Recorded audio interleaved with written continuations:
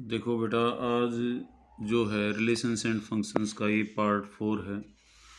और इसमें जो है हम क्वेश्चन नंबर 2 पे थे, जहाँ जिसके 2 पार्ट हो चुके थे। तीसरा पार्ट है f is a function from R to R and f x is equal to x square. हमने चेक करना है इसका इंजेक्शन और सरजेक्शन। इंजेक्शन क्या होता है? 1 1। तो 1 1 के लिए हम क्या करते हैं? 1 1 मीन्स इंजेक्शन। तो 1 1 के लिए क्या करते हैं हम? f(x1) is equal to f(x2) लेके चलते हैं। Let f(x1) is equal to f(x2). तो इससे हमने प्रूव करना है कि x1 is equal to x2। तो f(x1) कैसे आएगा? f(x) में जहाँ x है वहाँ पर हम x1 रख देंगे, तो x1 स्क्वेयर, क्योंकि यहाँ f(x) था x स्क्वेयर, तो यहाँ क्या हो जाएगा? f(x2) x2 square. तो that's equal to x1 is equal to plus minus x2, क्योंकि रियल नंबर में था। तो x1 is not equal to x2 always. तो क्या हुआ? f(x) is not 1 1। ठीक है। अब ऑन टू के लिए मैंने क्या बताया था? ऑन टू के लिए ये r है आपका, ये भी a है, रियल नंबर्स। b है, वो भी आपका r है। f है फ्रॉम a टू b। तो इसका हमने एक एलिमेंट लेना है, और उस एलिमेंट की हेल्प से हमने इसका एक एलिमेंट कंस्ट्रक्ट करना है, ताकि वो इमेज जो है, जो ये एलिमेंट होते हैं ये इमेजेस होते हैं, और ये परी इमेजेस होते हैं। तो इसका कोई भी एक एलिमेंट y लेंगे, y की हेल्प से हम इसका x कंस्ट्रक्ट करेंगे, और फिर इमेज ऑफ x जो है वो y आना चाहिए। ये टेक्निक जो है बड़ी अच्छी और स्टिक है। इसमें इन्वर्स भी निकालने के काम आती है ये। जैसे अभी मैंने 3 स्टेप का बताया था। कोई भी हमने एक इसका एलिमेंट लेना b का, let y belongs to b। फिर अगला स्टेप बताया था मैंने, y को क्या रखना आपने? f(x). y क्या हो जाएगा? x square. x के लिए फिर हमने सोल्व करना है। x is equal to root of y plus minus I can से।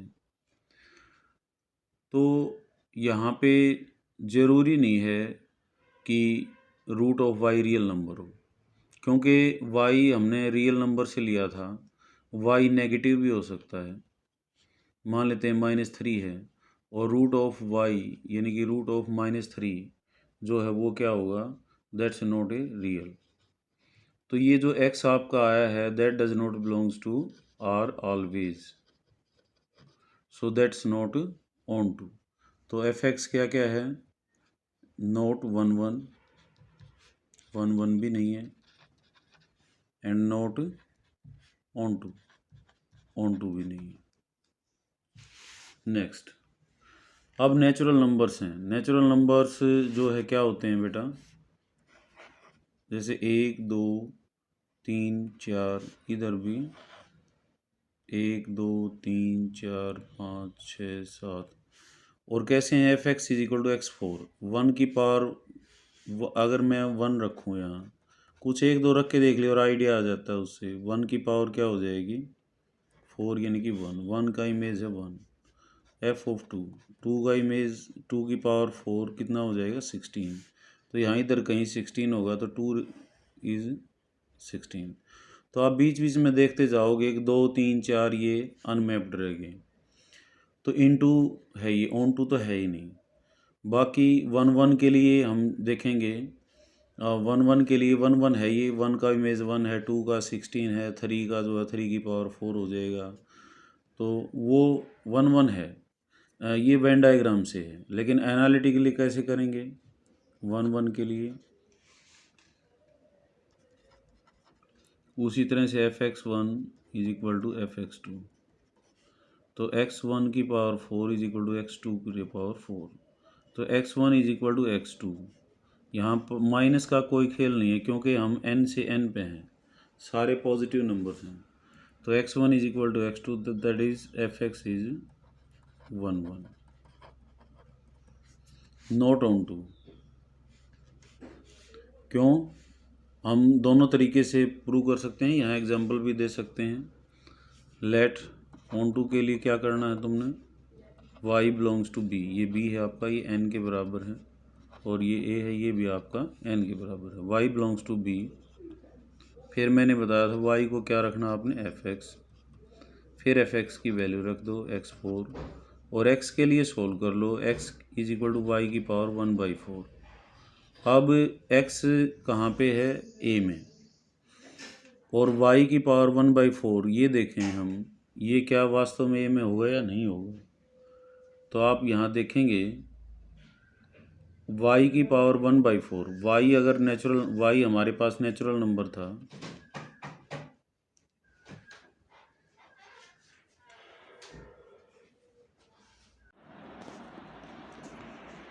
वेलकम अगेन बेटा।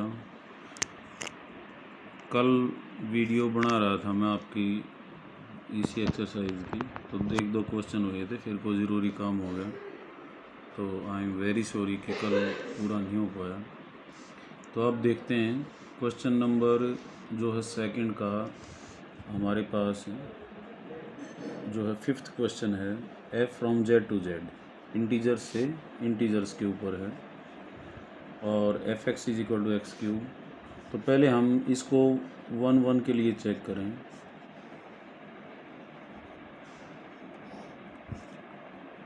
क्या है उसके लिए, fx1 is equal to fx2 लेके चलना है, ये हो जाएगा x1 cube is equal to x2 cube. तो we get x1 is equal to x2 है। ओड पावर में पावर्स जो होती हैं बेटा, उनमें हमेशा जो है x1 एक जो वैल्यू होती है वो बराबर होती है, हालांकि और भी हो सकती हैं, दैट आर कॉम्प्लेक्सेस, बट एक जो वैल्यू होती है वो ऑलवेज रियल, ओड पावर्स में ऑलवेज रियल।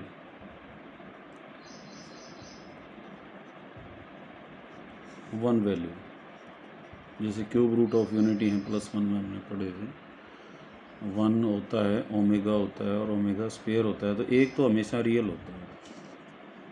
1 की पावर 1/3 की वैल्यू है ये, 1 ओमेगा और ओमेगा स्क्वायर, तो एक तो हमेशा रियल होती है। तो ओड पावर्स में तो x1 is equal to x2 हो जाएगा, 3 हो, पावर 5 हो, 7 हो, ऐसे। लेकिन इवन, ये ओड पावर्स के लिए, लेकिन इवन में जो है वो प्लस माइनस का साइन आता है हमेशा, तो दैट्स वाई जो है इवन पावर्स आर नॉट 1 1, तो ये 1 1 है। अब ऑन टू के लिए इधर z है, इधर भी z है, ये a is equal to z, b भी यहाँ z है। हम इसका एक एलिमेंट लेंगे y, इसकी हेल्प से इसका एलिमेंट कंस्ट्रक्ट करेंगे, और अगर ये कंस्ट्रक्ट हो जाता है और z में आ जाता है, तो x का इमेज जो है वो y होगा। तो तरीका क्या बताया था, y belongs to b is equal to z, y is equal to fx, y is equal to x cube, and we get x is equal to y की पावर 1/3। तो y की पावर 1/3 जो है ये x है आपका, ये इस z में है या नहीं है। अब y was an integer, y एक इंटीजर था, और इंटीजर की पावर कोई भी 1/3 ज़रूरी नहीं वो इंटीजर हो, तो y की power 1/3 is not integer always, so it is not onto, not onto. तो 1 1 है, इंजेक्शन है, ऑन टू नहीं है, सरजेक्शन नहीं है। तो that was the question number 2। Now question number 3। यहाँ पे क्वेश्चन नंबर 3 जो है वो स्पेशल टाइप का फंक्शन है, f(x) is equal to greatest integer function x। इसका नाम है बेटा ग्रेटेस्ट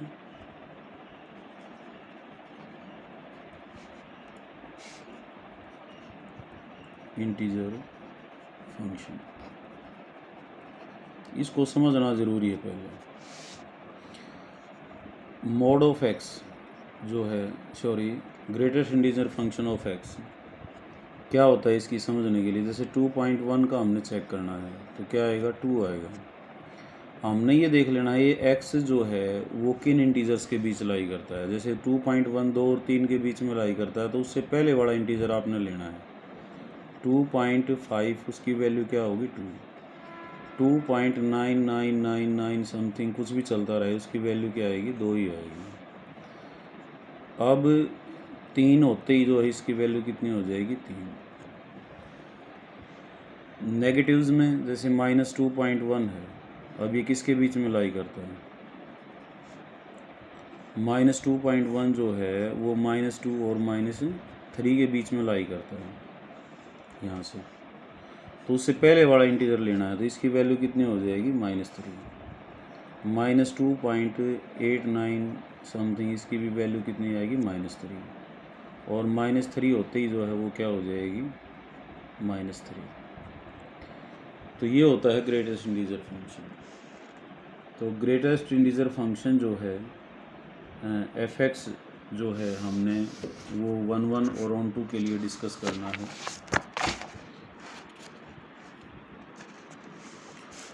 तो अब आप इसका जो है वो इमेज एक वेन डायग्राम से हम क्लियर कर सकते हैं इस बात को। ये है f कहाँ से कहाँ है, ये ज़रूर हमें जो है इंडिकेट करना चाहिए, f from R to R। ये रियल नंबर्स हैं, ये भी रियल नंबर्स हैं, A भी R है आपका और B भी R।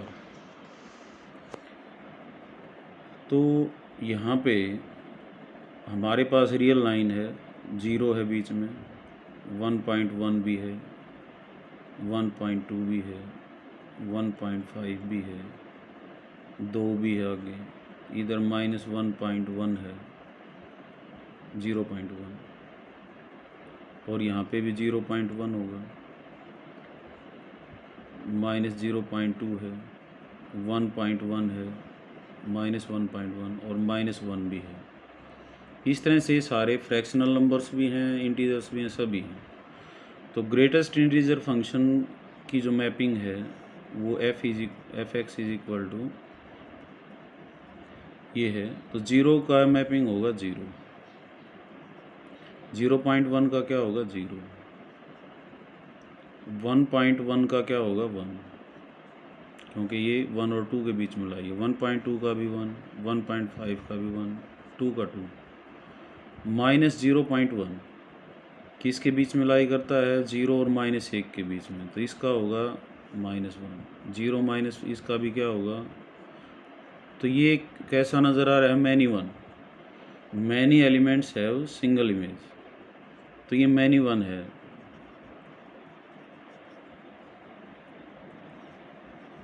Means note 1 1। और ऑब्वियस सी बात है बेटा, रियल नंबर्स में सारे नंबर आते हैं, तो यहाँ फ्रैक्शनल जो नंबर हैं -0.1 है, 0.1 है, यहाँ कोई भी कवरिंग नहीं हुई उनकी, तो दे आर अनमैप्ड। तो कैसा है ये, that's not onto, because fractional 0.1 0.2 etcetera have no preimages.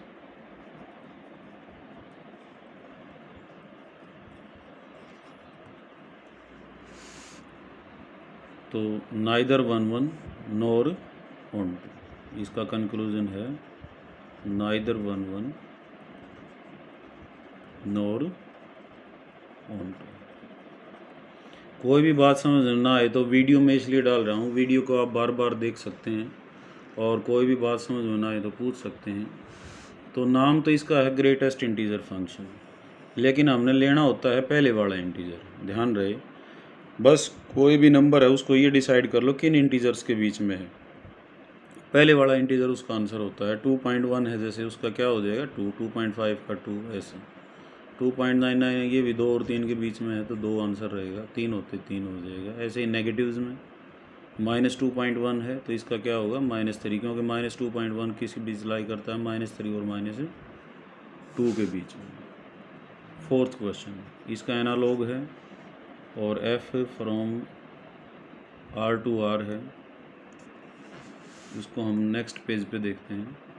तो इंटीजर फंक्शंस के बारे में मैं थोड़ा सा यहाँ बताना चाहूँगा, ग्रेटेस्ट इंटीजर फंक्शन, क्योंकि ये काफ़ी यूज़ होगा हमें डिफरेंशिएशन में भी और इंटीग्रेशन में भी। तो इसका अगर हम ग्राफ प्लॉट करना चाहें तो कैसे होगा, ये 0 है, ये 1 है, ये 2 है,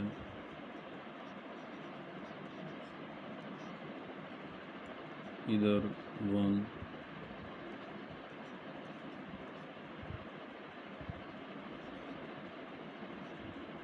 -1,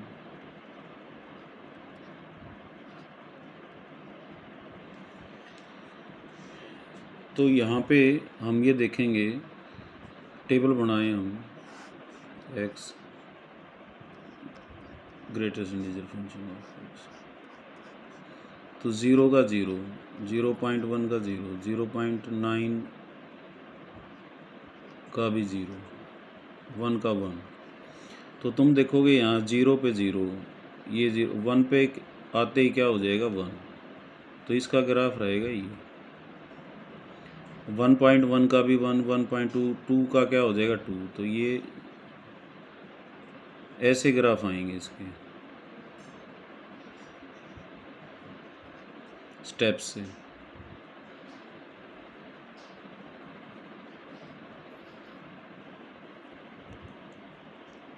इधर x है और इधर जो है वो आपका f(x) is equal to greatest integer function x, ये इसका ग्राफ। सी डी ऐसी आएंगी। इसका मतलब 0, ये नोट का मतलब है ये वैल्यू इसके बराबर नहीं है, ये वैल्यू ऊपर है। 2 पे वैल्यू 2 आएगी, 1.9 पे वैल्यू आएगी 1। तो समझ सकते हो आप इजीली, कोई बात समझ में ना आए तो वो पूछ सकते हो बेटा। Now we come to the next question.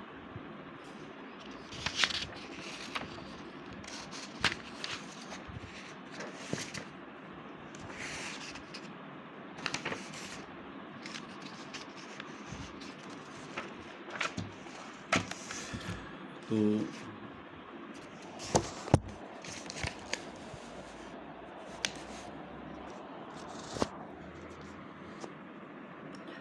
यहाँ पे देखें नेक्स्ट क्वेश्चन हमारे पास f from R to R और f(x) is equal to mod x।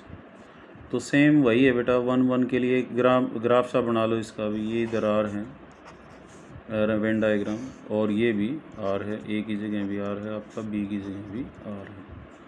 तो 0 है, 1 है, 2 है, -1 है। अब R है तो पॉइंट वाले भी ले सकते हैं, 0.1, 0.2, 2.1 etcetera.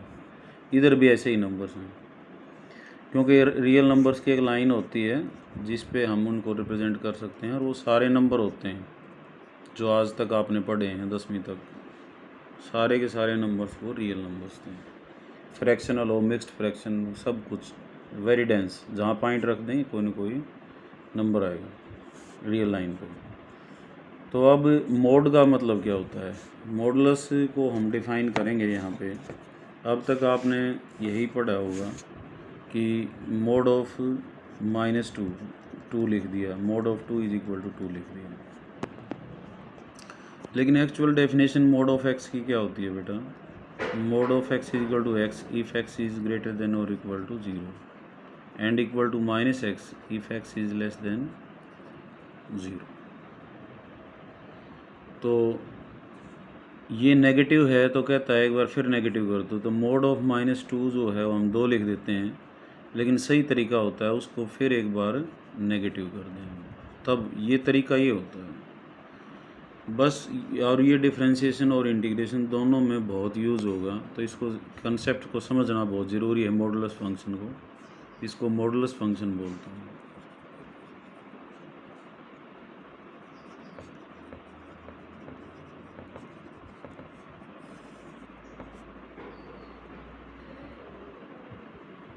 f(x) is equal to mod of x and mod of x is equal to x if x positive है तो न्यू का न्यू लिख दो, नेगेटिव है तो उसको एक बार फिर नेगेटिव कर दो ताकि वो पॉजिटिव हो जाए, सीधी बात है ये। तो अब जो पॉजिटिव्स हैं, अब इधर आप देखेंगे 0 का क्या होगा 0, 0.1 का क्या होगा 0.1, -0.1 का क्या होगा वो भी 0.1, तो मैनी 1 है ये। 1 का क्या होगा 1, -1 का क्या होगा 1, तो मैनी 1 है। और यहाँ पे जो है ऑन टू नहीं है क्योंकि नेगेटिव वाले सारे बच गए अनमैप्ड, पॉजिटिव पॉजिटिव कवर हुए हैं यहाँ पे, तो ये अनमैप्ड हैं तो that's not on to.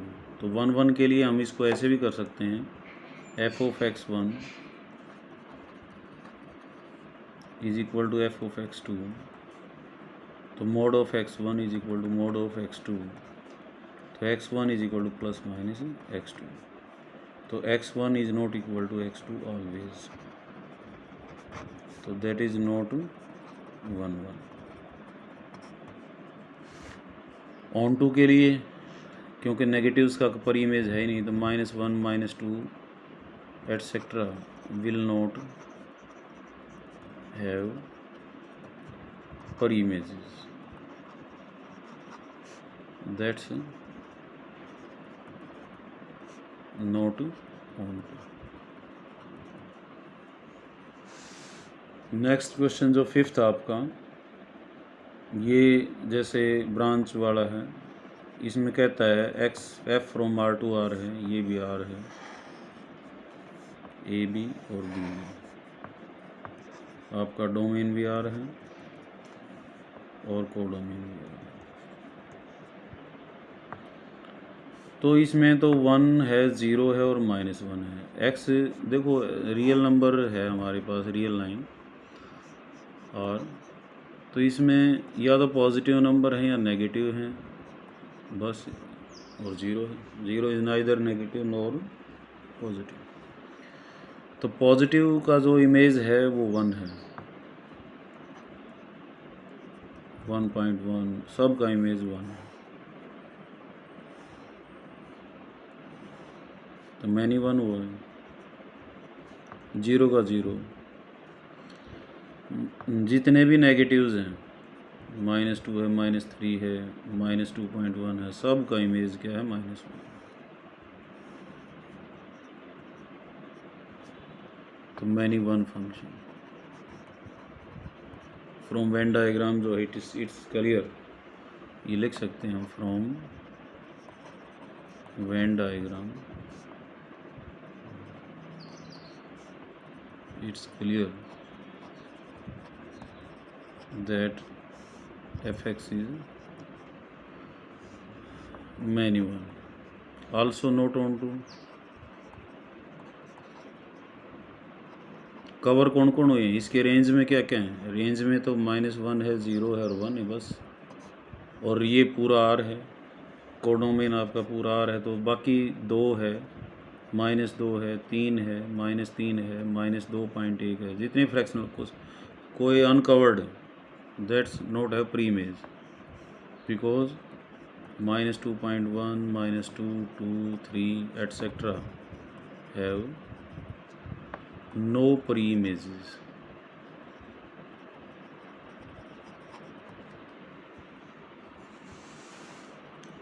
Sixth question है आपका,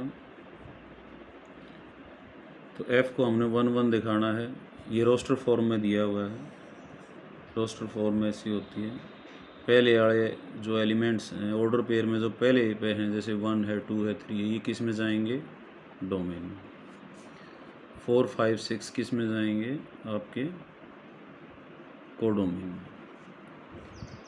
तो यहाँ 4 5 6 7 बचा हुआ है, तो ये अलग अलग एलिमेंट्स का अलग अलग इमेजेस है, तो दैट्स 1 1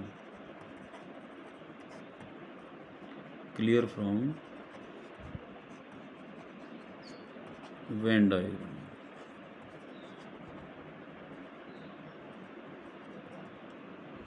सात बचा हुआ है, अनमैप्ड है,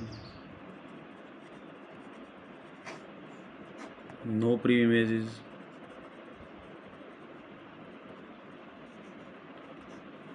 और 7 तो नॉट ऑन टू। हाँ 4 का पर इमेज क्या है बेटा 1, 5 का 2, 6 का 3। तो दैट्स इस ऐसे क्वेश्चंस का हमने वेन डायग्राम बना लेना है। और इसका रेंज पूछे तो रेंज है 4, 5 और 6। कोडोमेन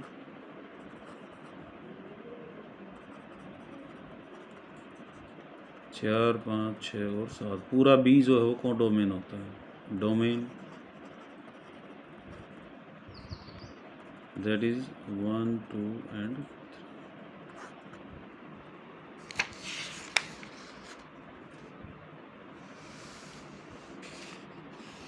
तो आज इतना ही काफ़ी है बेटा, बाकी इसको कल जो हम फिनिश करते हैं। Thanks a lot.